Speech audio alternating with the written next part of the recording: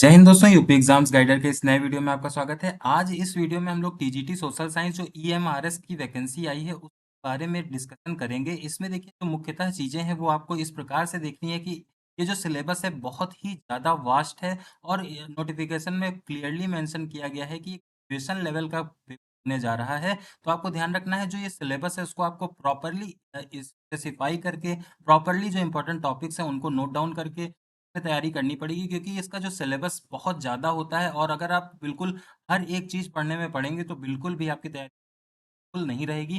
चलिए शुरुआत करेंगे क्या कुछ इसमें सिलेबस रहेगा। लास्ट में हम लोग वीडियो के देखेंगे कि कौन-कौन से ऐसे बच्चे हैं, क्या कुछ इसमें इम्पोर्टेंट कॉम्बिनेशन बनता है जिसकी वज़ह से जो बच्चे जिसमें अप्लाई कर सकते हैं, एलिजिबिलिटी क्या है, सब्जेक्ट कौन-कौन से वो चूज़ करेंगे, वो सारी चीज़ें हम लोग लास्ट में देखेंगे। एक बार एक क्विक ओवरव्यू लेते हैं सिलेबस का। देखिए हिस्ट्री जो है उसमें सबसे पहले जो मेंशन्ड पॉइंट है ऑफिशियल सिलेबस में वो कंटेम्परेरी वर्ल्ड है। इंडस्ट्रियल रिवॉल्यूशन उसमें पढ़ा जाएगा, साथ में इकोनॉमिक डिप्रेशन और पीजेंट क्लासेस के बारे में और उनके इश्यूज जो होते हैं उनके बारे में डिस्कशन होगा, या एक पूरा प्रॉपर क्वेश्चंस इसमें पूछे जाएंगे। इसके बाद इंडस्ट्रीज, देखिए ये एक इंपॉर्टेंट पॉइंट है, ये ब्रिटिश इंडिया का पीरियड है और ग्रोथ जो इंडस्ट्रीज की शुरू हुई थी वो ब्रिटिश काल में हुई थी। उनके बारे में एक पूरा जो 20th सेंचुरी की पूरी ये रूपरेखा है वो हम लोगों को देखनी कवर करनी पड़ेगी। साथ में कॉलोनियल सोसाइटीज इन इंडिया, जितनी भी कॉलोनियल सोसाइटीज थी उनकी फीचर्स के बारे में यहाँ पे पूरा एकदम एग्जैक्टली मेंशन्ड है, तो ये सारे टॉपिक्स आपको देखने।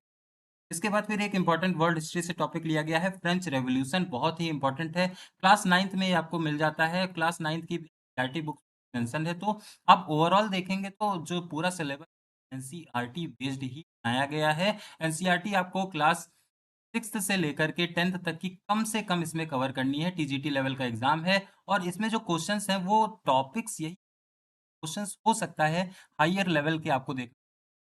इसके बाद फिर आगे चलेंगे तो रिवोल्ट ऑफ 1857 बहुत ही इंपॉर्टेंट ये टॉपिक रहता है।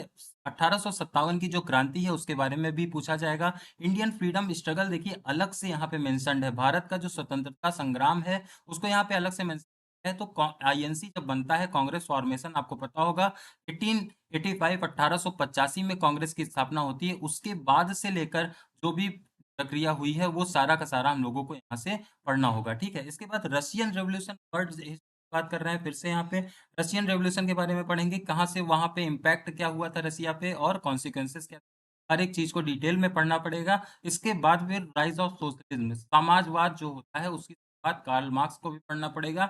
यूरोप में जो सोशलिज्म बना है, समाजवाद बना है, वो कैसे बना है और उसका क्या इम्पैक्ट रहा है, ये भी देखना पड़ेगा। इसके बाद फिर फेसेज़, देखिए फेसिस्ट फोर्सेस जो जर्मनी और इटली में आई थी, नाज़ी आपको याद होगा, है ना?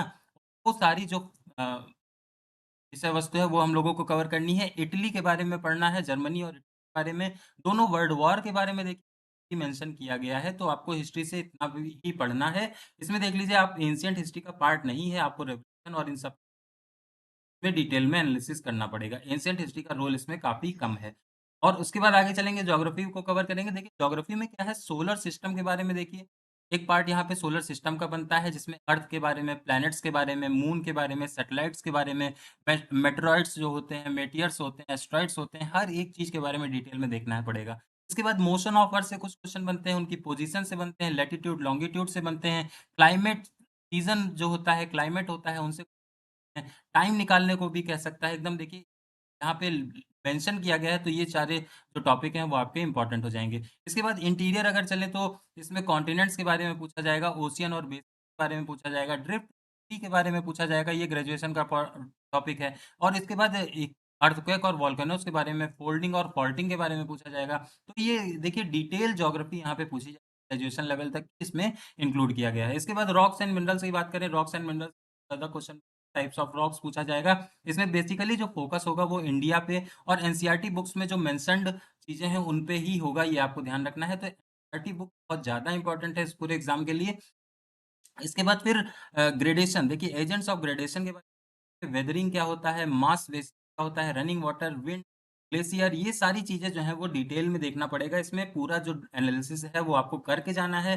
बेकार की चीज़ों पे टाइम वेस्ट नहीं करना है, एकदम इस चीज़ें आप रखिए, सिलेबस के अकॉर्डिंग ही पढ़ाई कीजिएगा ताकि जो सिलेक्शन है वो आपका हो, क्योंकि बहुत वास्ट ये सिलेबस है, आपको प्रॉपर प्लानिंग की इसमें ज़रूरत पड़ेगी, ठीक है? उसके बाद क्लाइमेट से देखिए एटमॉस्फेयर के बारे में कुछ क्वेश्चन्स रहेंगे, इसमें कंपोज़िशन है, मतलब ऑक्सीजन की परसेंटेज पूछ लिया या फिर आर्गन की परसेंटेज, नाइट्रोजन पूछ लिया कितना होता है, ये सारी चीज़ें।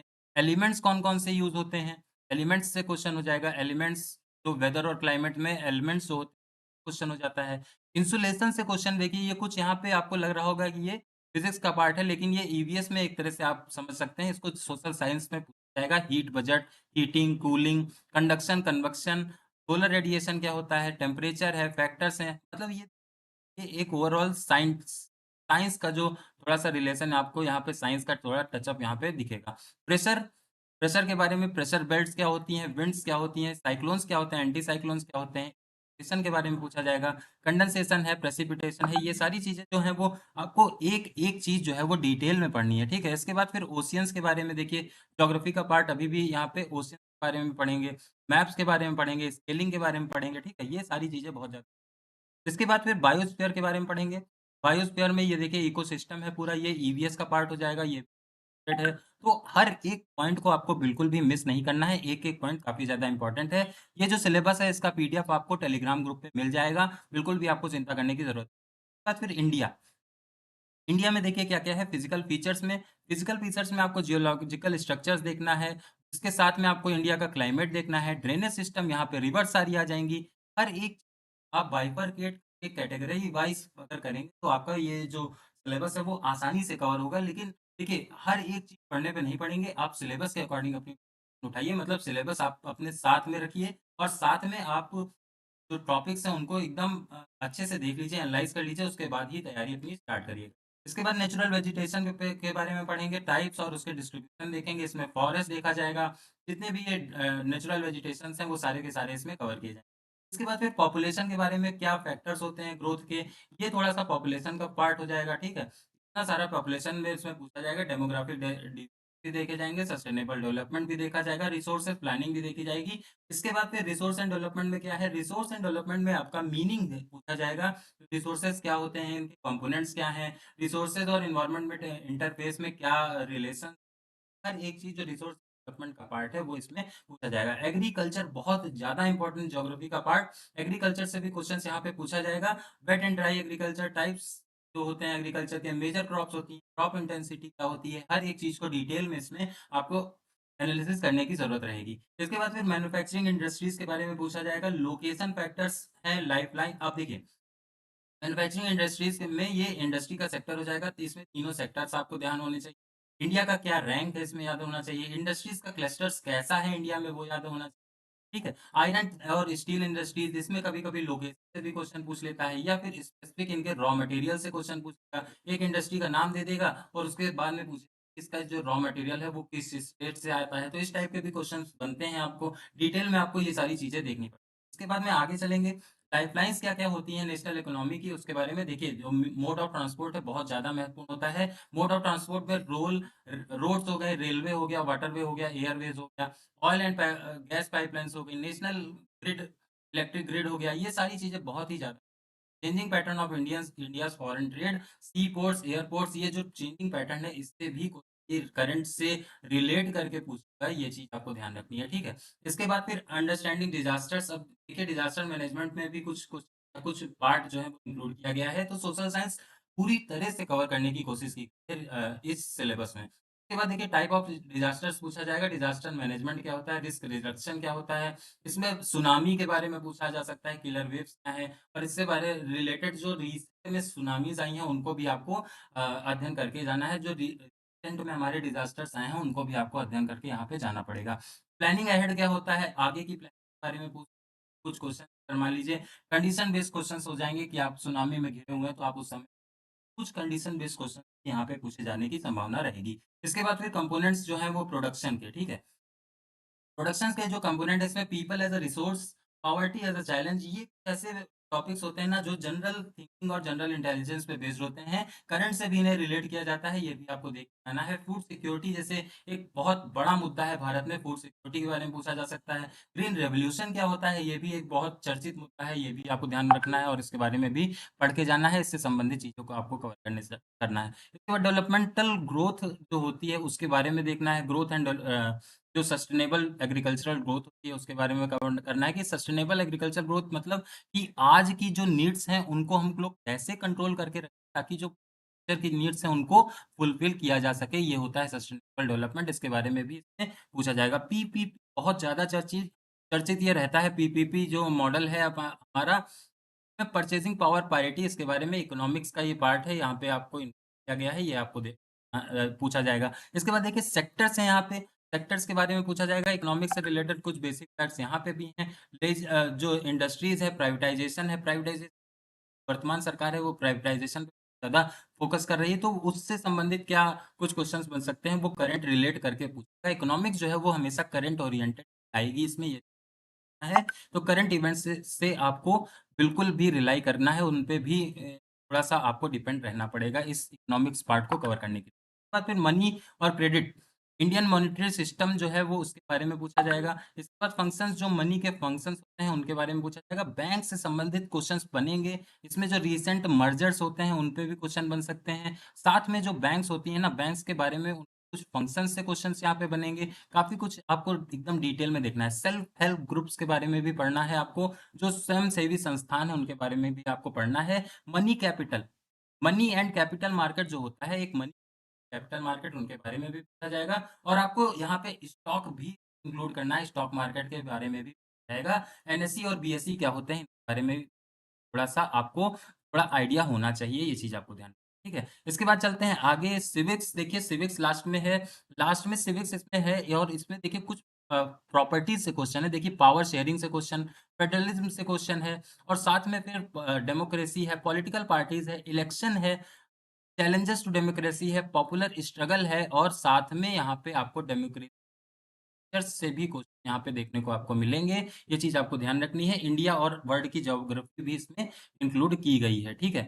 ये रहेगा हमारा पूरा सोशल साइंस का स्ट्रक्चर, ठीक है? आगे अगर थोड़ा-सा अभी और देखें तो इंडियन कॉन्स्टिट्यूशन में देखिए यहाँ पे कुछ पॉइंट्स और ऐड कर दिए गए हैं, ये आपको देखना है। फ्रेमिंग ऑफ कॉन्स्टिट्यूशन, इसमें जितने भी एक्ट्स रहे थे ना ब्रिटिश इंडिया के समय के, वो सारे के सारे कैसे हमारा संविधान बना वो इंक्लूड किया जाएगा। अडॉप्शन ऑफ कॉन्स्टिट्यूशन इंक्लूड किया जाएगा, फंडामेंटल राइट्स भी देखी जाएँगी और साथ में पार्लियामेंट और जुडिशरी के बारे में इम्पोर्टेंट फैक्ट्स आपको देखने हैं। आर्टिकल्स आपको बिल्कुल भी मिस नहीं करने हैं, आर्टिकल्स बहुत ज़्यादा इम्पोर्टेंट इस एग्ज़ाम में और पूछे जाएँगे। देखिए इंडियन कॉन्स्टिट्यूशन का बड़ा पार्ट इसमें इंक्लूड किया गया है, आपको कोई भी पार्ट यहाँ पे स्किप नहीं करना है, ठीक है? ये हो गया। इसके बाद देखिए कुछ एलिजिबिलिटी से रिलेटेड कुछ चीज़ें हैं वो आपको जान लेनी है। एलिजिबिलिटी में सबसे पहले जो चीज़ है वो आपको क्या-क्या होना चाहिए, आपके पास कौन-कौन सी डिग्री होनी चाहिए, तो ये चीज़ आपको ध्यान रखनी है। तो सबसे पहले आपको ध्यान रखना है कि इसमें आपको ग्रेजुएशन होना चाहिए। ग्रेजुएशन आपका पूरा होना चाहिए। साथ में आपका बीएड, लोग पूछ रहे थे बीटीसी एलिजिबल है कि नहीं, तो बीटीसी इसमें एलिजिबल नहीं है क्योंकि सीटी लेवल है। यहाँ पे बीएड आपके पास होना ही चाहिए, ये इम्पोर्टेंट है। आपको ध्यान रखनी है। साथ में आपको सीटेट भी क्वालीफाई होना चाहिए, ठीक है? सीटेट अगर आपका पास है तभी आप इसमें एलिजिबल हैं, ठीक है? इसके बाद आप ग्रेजुएशन में देखिए क्या-क्या सब्जेक्ट होंगे, तो आपके पास हिस्ट्री और साथ में आपके ज्योग्राफी का कॉम्बिनेशन, इनमें से एक तो होना ही चाहिए, ठीक है? हिस्ट्री या फिर ज्योग्राफी, ये होना चाहिए। इसके साथ में आपका पॉलिटी और इकोनॉमिक्स इंक्लूडेड है ऑप्शंस में, ठीक है? तो देखिए क्या है, सिस्टम ऐसा है इसमें कि हिस्ट्री होगा, एक कॉम्बिनेशन बन सकता है हिस्ट्री, साथ में पॉलिटी, जियोग्राफी और इकोनॉमिक्स, इनमें से एक कोई हो सकता है, ठीक है? हिस्ट्री आपका अगर 2 साल रहा है, 1 साल आपका ये है तब भी साथ में ज्योग्राफी के साथ भी यही कॉम्बिनेशन है, इसमें हिस्ट्री, पॉलिटी और साथ में इकोनॉमिक्स, ठीक है? तो ये आपको ध्यान रखना है, ये ही 2 कॉम्बिनेशन इसमें वैलिड रहेंगे, अगर आपके पास ये दोनों हैं ग्रेजुएशन में, तभी आप इसमें अप्लाई कर सकते हैं, वरना बाकी जो अन्य सब्जेक्ट हैं, उसमें आपकी एलिजिबिलिटी इसमें फेल हो जाएगी सोशल साइंस के लिए। बाकी अगर आपको और कोई विषय के बारे में जानकारी लेनी है, तो आप कमेंट सेक्शन में बताइए, उससे रिलेटेड सब्जेक्ट का एनालिसिस हम लोग थोड़ी देर में आपको दे देंगे, ठीक है? ये रहा आज का हमारा वीडियो। अगर आपको कोई भी डाउट हो रहा है तो आप कमेंट सेक्शन में उसको लिख दीजिएगा। आपको ऑफ़िशियल सिलेबस का जो ये पीडीएफ है, ये आपको टेलीग्राम ग्रुप में मिलेगा। यूपी एग्ज़ाम्स गाइडर आप सर्च करेंगे टेलीग्राम पे तो आपको वहाँ पे ये सिलेबस मिल जाएगा। उसका लिंक आपको डिस्क्रिप्शन में भी, टेलीग्राम ग्रुप का लिंक आपको मिल जाएगा। तो आपको बिल्कुल भी परेशान होने की ज़रूरत नहीं है। अब सिलेबस भी आ गया है, एग्ज़ाम डेट अभी नहीं आई है, एग्ज़ाम डेट अभी कुछ अनाउंस कर दी जाएगी, लेकिन एग्ज़ाम का जो नोटिफ़िकेशन है वो आ चुका है, फॉर्म स्टार्ट हो जाएँगे भरने, तो आपको बिल्कुल भी देर नहीं करनी है और अपनी तैयारी को बिल्कुल क्रमबद्ध तरीके से आगे बढ़ाने के लिए शुरू से लेकर आखिरी तक इस सिलेबस का एनालिसिस 2-3 बार करिए अगर आप सोशल साइंस सब्जेक्ट से हैं। बाकी सब्जेक्ट्स का जो सिलेबस एनालिसिस है वो थोड़ी देर में आपको इसी चैनल पे दिख जाएगा। जय हिंद।